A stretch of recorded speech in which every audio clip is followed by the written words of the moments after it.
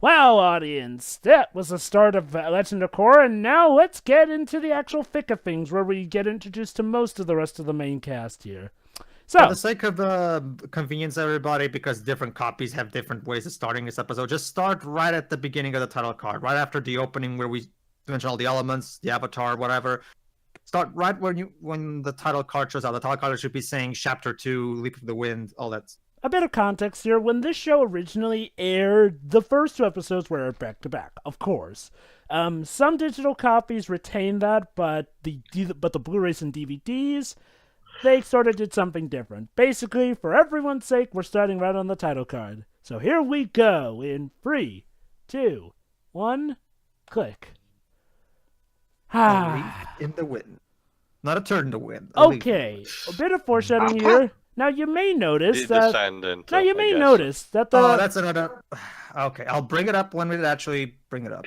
Now you may notice how there's actually more sky bisons than there should be. Oh, goody, Jova! Probending! Oh. Really? We'll get to that when we get to that. Actually, you know what?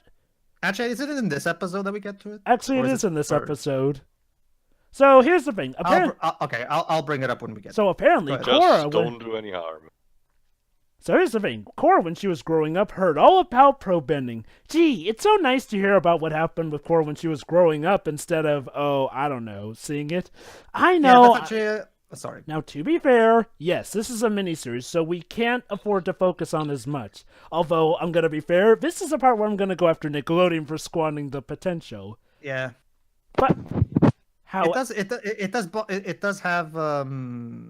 bother that problem as well because, well, hold on, she's trying to say.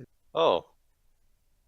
So Korra's problem is with airbending. Now, as Pedro mentioned previously... yeah, I'm guessing it's just what he's saying, the fact that it requires patience, which is the quality that Korra is lacking at the moment. Okay, here's the thing. In the original show, it was clearly established that the reasons avatars had issues with elements, it's when it was the opposite element. Which means this is kind of a retcon. But you know what? Fair enough. Fair enough. We're going to change it so that it's actually... like retcons, though. Yeah, I don't like it either. Here's the problem, though. So they retconned it so that it has to do with the attitude. Here's the problem. Korra should not have trouble bending air, because air has to do with freedom, and Korra is all about freedom. No, the element she should have actually bending is water, because water is actually about changing for stuff you don't like or whatnot. Not to mention, Jova, that would actually be... Wouldn't that be far more interesting than her having difficulty with air? I mean, imagine a water bender who is bad at bending water. That would be an interesting idea to explore. Again, it goes back to the issue. There's a lot of good stories you could tell with something like that. You could make her an outcast in her village or something like that. There is. God, the CGI. All right. To be fair, we're on a TV budget. Yeah, but the contrast was so bland. Okay, so the idea is that you're supposed to go in patiently or whatnot. But of course, Korra being Korra fails. The Avatar, ladies and gentlemen. Well, she's still gotta learn. I think Ang even screwed up some stuff on his first try. To be fair, this is expected. Yeah. Yeah, dance like the wind if the wind Be were the wet. lead. I hate you, Milo. Everybody does. It's. Yeah. Gonna take a long time. You can't just airbend by saying it. Hadouken! Okay, that was funny. Okay, this is starting. Street Fighter. Jove, I'm starting to get Dragon Ball Evolution flashbacks, and I'm not liking it. See, okay. Again, it goes back to the issue. Aang was great at airbending, so of course we gotta make Korra's whole journey about airbending. I mean, I get it. We never did get a book about airbending in the original series, and I suppose it was somewhat expected. But I don't know, it kind of feels a little lame. Like, all you gotta say... It's like I've said in the previous episode, Joe. Let's think about this. Air is the first one in the cycle, right? What they could, one thing, what I was originally expecting when they announced a new Avatar series with the protagonist obviously being a waterbender, because that's how this. Oh, busted.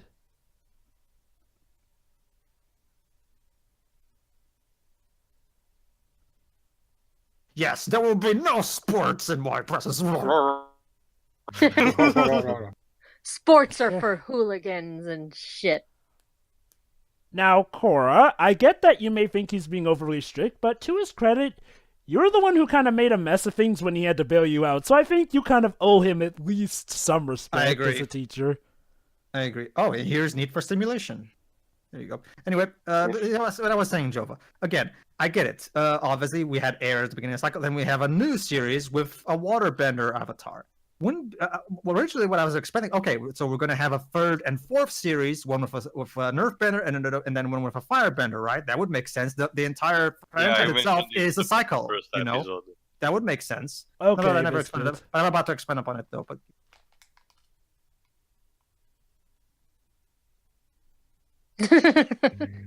That's not meditating. That's funny. It's not Nickelodeon if there isn't some gross out. I mean, the original show had some toilet humor, but I don't know. That toilet humor seemed to have more dignity. What I was trying to... Don't worry, I'm going somewhere with this. It would make a lot more sense, Jova, if they were going for that, to have the Earthbender avatar in a pathetical sequel series to this one, have him be the one who has to learn airbending and be hard to edit. That's gonna happen. Yeah, it really does suck.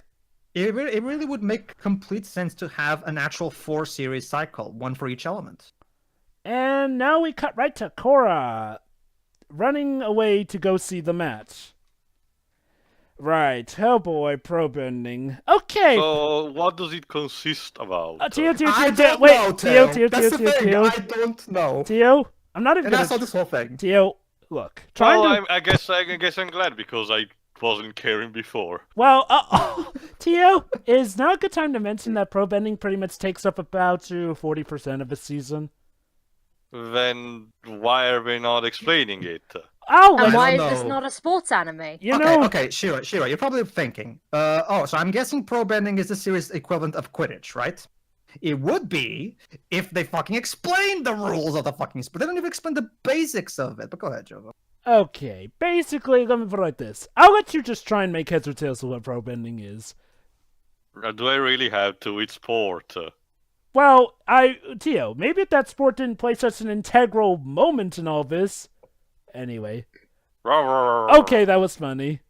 I had to be excused. Who came up with that? Richard Rich? Like his jokes are so rich. Hey Gaston, what are you doing here? Bibs, corner. Yes, sir. Now push off. Yeah, and your hooligans and your whatever. You breaking is always breaking in. I don't know what proper word is for that.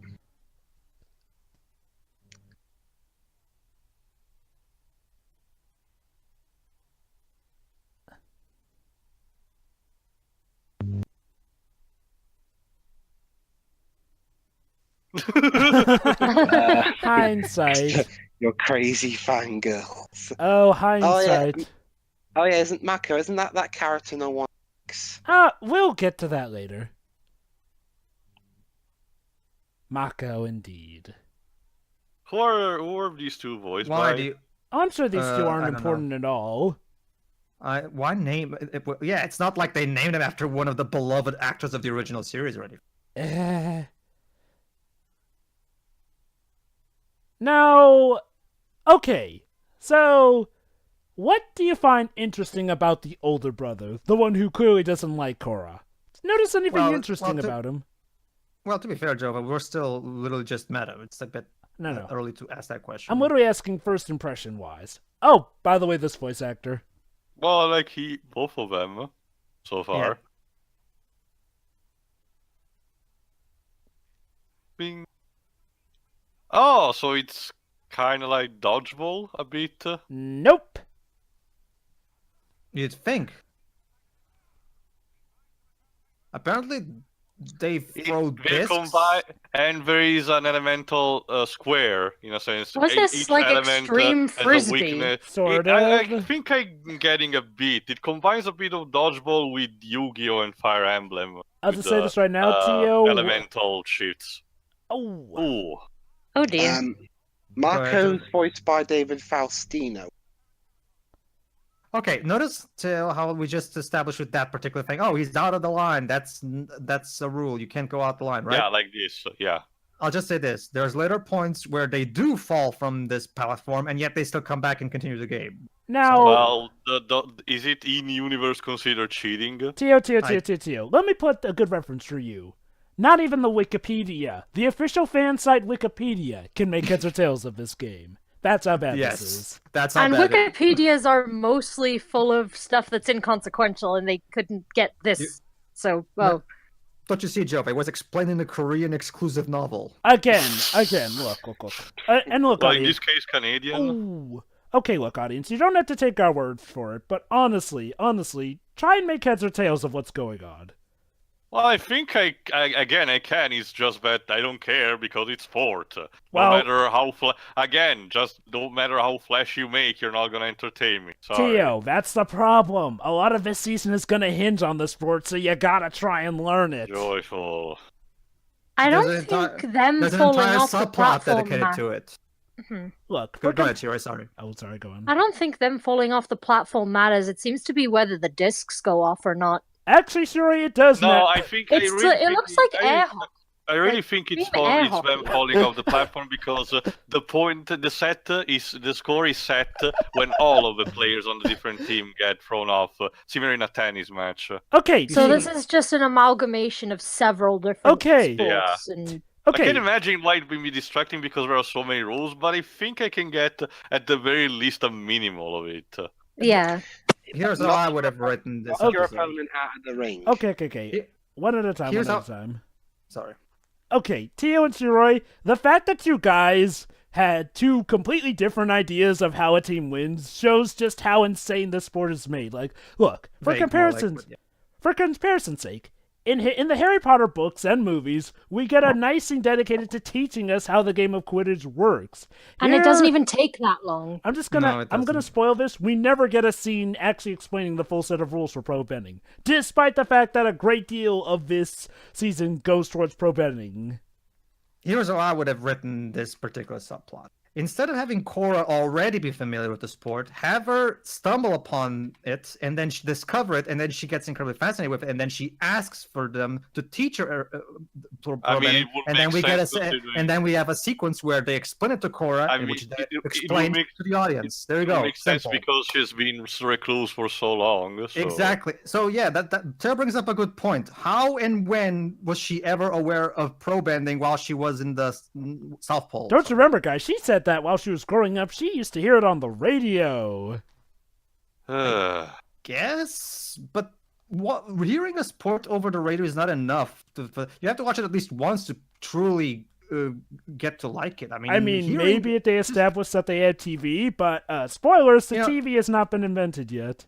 Sometimes, depending on circumstances, I hear football over the radio, but it's fine for me because I already You know just, how football you works. just assume my banding. Okay. No, it's not that. I already know the rules of football, so I can. No, I was referring to what they said in the Spirit. episode. Okay, sorry.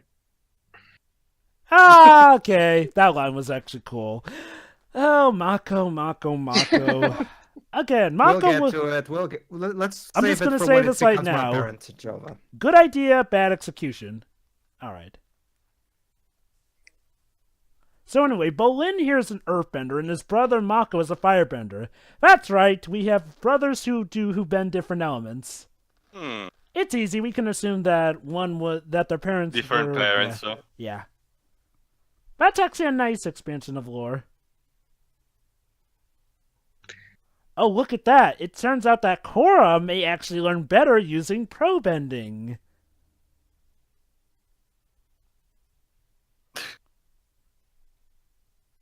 Yeah, I mean... That's better than how he was before. I mean,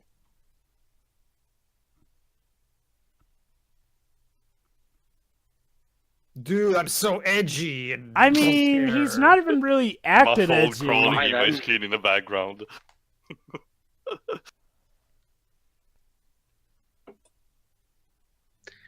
Okay, on to Meanwhile, it's time for a flashback. Okay, I usually don't care about the weird transition, but this one was fine. Yeah. Transition was fine. What are you doing? You Brilliant. You know, in some cases, people would think that that's a case of being a pyromaniac. okay? So this would be Property damage. yeah, that too. Oh, this bit. And here's where the actual real purpose of Probending comes in. We're gonna do, hey, maybe the old should learn a thing from the new thing.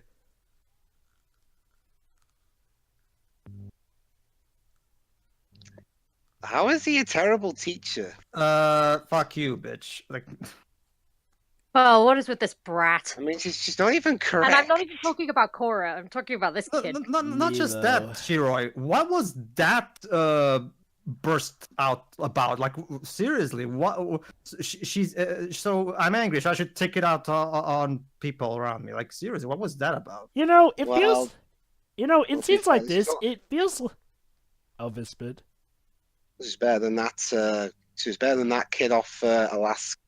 It was like, I wish you died and not her. Okay, that was that was funny. Promise me you Yeah, won't that was be like funny. this in your teenage years. I make no such promises. Like I said, Janora is definitely the most harmless of the kids. She actually does get some of the best lines. Iki could have been better if it weren't for that stupid introduction, but I digress. Oh, by the way, it turns out that the waterbender on the Fire Ferrets' team quit because he didn't agree with Mako. How fucking convenient. Gee, I wonder who else is a waterbender. Yeah, she's a top-notch waterbender. Yeah, let's talk about Korra's actual personality. Her personality doesn't actually match that of a top-notch waterbender. In fact, notice how she actually bends fire more than she bends water so far in this show. Yeah, that's another thing. She rarely actually water bends. You'd think she would resort to water bending the most because it's her natural element, but most of the time she uses fire bending, like Jova just said, which is supposed to be her opposite element. Which brings me into sadly... Well, she's quite hot-headed. I mean... This is sadly a bit of a critique I have about this show. While the animation is a lot better, notice how a lot of the bending motions are kind of more just punches and kicks, especially with Probending. Like, pay Allow me attention. to remind everybody that the bending movements in the original series were inspired through various different kinds of martial watch arts. this. Oh, goody. Now let's actually try to do the rule book. Well, maybe if you explained the rules to her, this wouldn't happen. Gee. Oops, I guess you can only knock them out Did you from the guys not explain the rules before? I'm the sorry. match? Korra, didn't you supposedly... It's like the dice game in Yu-Gi-Oh! Shiroi, the truth is, they themselves don't know. Oh, by the way, foul! Oh, by the way, now she gets a foul even though she got pushed over the line. Okay, Tio. How does this work? All right. Oh, Bird. Jova, I how was really the hell does this confused work? because they went over the line, but they didn't go over. Like, I don't. That was fine earlier. confused yet, Shiroi? Yeah. For the record, No, allow me to remind you, Shiroi, we have an entire subplot dedicated to this thing. And we never actually explained how the hell this sport works. Oh, wait. This bit coming up, it's funny.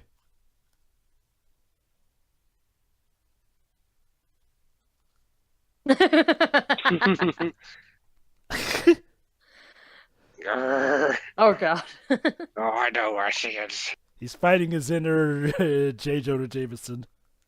Yes. Again, actually, Jover, I think his Whiplash persona is one notch higher Oh, than his... Tio, you're just in time. This is the part For where... more sport. Well, that's the thing. This is where they start contradicting themselves. See, Korra's gone over the line. That's a foul now. She can't knock the guy over the side. It has to be for the back. And she's out there now. Basically, Tio, okay, this is where I challenge you to actually try to understand the rules of this game. Like, yeah, you saw the first match of the Hello, episode, again. but... Oh, yeah. So, are the players allowed to just leave the arena like this? Well, if they're knocked out and disqualified, I guess. But that's the thing, Teo. She is not. She's still technically in the game. But she's out of the game now. What? She's been thrown over from the back. Just watch, Strip. Just watch, Strips. Yeah, so you need to be gentle and patient.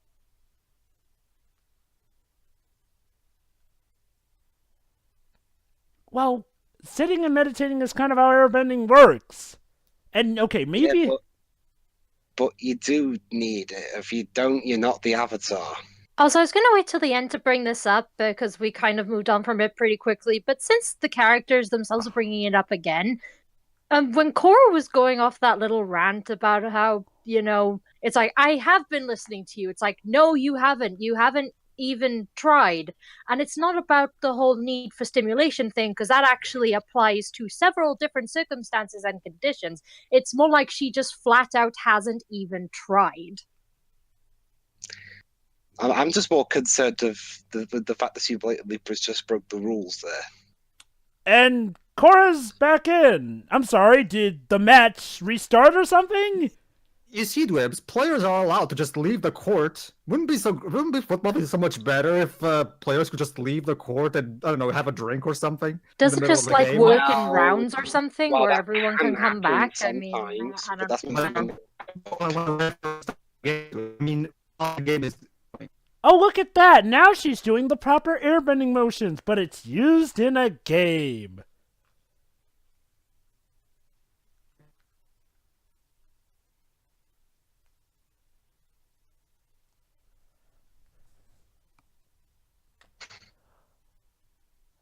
Well, would you look at that? My God, she's... Actually, I don't know what she's learned. Didn't she suck at this? I don't know. No, that's the thing. She's learning what the airbending movement would be just for the case of this sport. I get it. Can you guys hear me now? Yeah. The Yes, call kind of yes. fell apart for me a little bit. Again. I was a bit as well. It seems to be a server issue. Again. Yeah, Yeah, it was I had just to. I had to leave as Pointy, well. Pointy, she learned what she needed to be. What, a cheater? No. You know what? Forget it. If they can't explain the rules, I'm not going to bother trying to understand them. Have fun with the next few episodes then. There's plenty more pro bending to go. There's a reason people don't really... Really? Let me just say this. Yes. Pro bending is something people do not like. Well, Oh, that's the and thing. now she's sorry all of a sudden. Yeah. Oh, trust me, Dwebs. That's yet another great psychopathic trait that I hate about her. But again, I'll bring it up about I don't even really care if she's a psychopath or not, because psychopaths can sometimes be. No, you comparative- had every right to lose your patience with her. like Sherlock Yes, Holmes. he had. I agree with Shiroi. Sherlock Holmes is a psychopath, and yet he's fun to watch. Tenzin... He put up with so much in just like a couple of days. It's really weird. I've gone from the first episode thinking, "Oh, this is all right," to "What the hell?" Wow, I fear... Episode 2. Sure, right. I Oh, fear and- for how you're going to be on season 2 then. Yes, God. because trust me, Shiroi, season 2. Yeah, Season brings 2 up was all the something that cons- even the die-hard fans of Korra hate. Yes. Oh, What about- Mako please- gazes out now across at the island. Maybe... I don't know. That, Reinforce- that reinforce imagery. better. Hold on. That imagery was fine. I'm half Jova, expecting. I Jova, was you're half a Kingdom expecting Hearts them to fan. You start have handled singing. all those fucking covers with Sora stucking on a fucking roof. Come on. But seriously, the two gazing out at each other, What what you was mean, even Roxas? with that? No, Sora. It's the one on the covers. All right. Oh, okay. But you know what? I'm going to talk about another about a missed potential. How much core would it have been if Tenzin was the main character? Like, imagine, what if the Avatar, while being a part of the show, wasn't the main character? Tenzin's plight is a lot more interesting. Tenzin has to try and rebuild the airbending nationality, the air nomads who have been wiped out. Meanwhile, he's trying to train the Avatar, someone to actually learn the elements of air and whatnot. But between all of that, there's a lot of trouble going on in Republic City, and the Avatar kind of being, well, a bratty pint to deal with. But Tenzin is a much better fleshed out character in this regard. Yeah. I'll go more into why, but basically to sum it up like this, he's a father figure. His lines are not annoying. In fact, he actually does give good points. Like, it feels weird that they're having it be all like, oh no, I was wrong. I was like, no! I mean, you have Well, like... Jova, if I have to raise a point, is the fact that Korra may have done it in the worst way possible, but I'm almost kind of agreeing the fact that he was a bad teacher about it. He just basically said, do this, and then sit there. If you recall in the previous seasons, every time Aang had to be taught by either Toph or Zuko or or Kitara itself, they themselves train also with him. Even if he surpassed them eventually, they also practiced with him, and there was also a reason for them to practice. It was like a conjunct thing. Here is basically it's the equivalent of here's the manual, read it. Here's I the agree with you, Wait, Theo. wait, hold on. To be fair to you, we never actually learned how Aang learned airbending. And though. that's also another bad point. We actually don't know what is the standard procedure of airbending. Therefore, we're thrown in a situation when we have to blindly agree with what Tenzin is also saying. See, So even if Korra reacted in the way she did, which she probably shouldn't have because of her temper, it's still a disadvantaging situation also for the viewer. I would give you that, except here's the thing though. Tenzin is an airbending master. He has taught his kids how to do airbending, and not only that, I would agree with it if Korra gave it a chance. Let's be quite honest, Korra never gives it a chance. I mean, sure, she tries like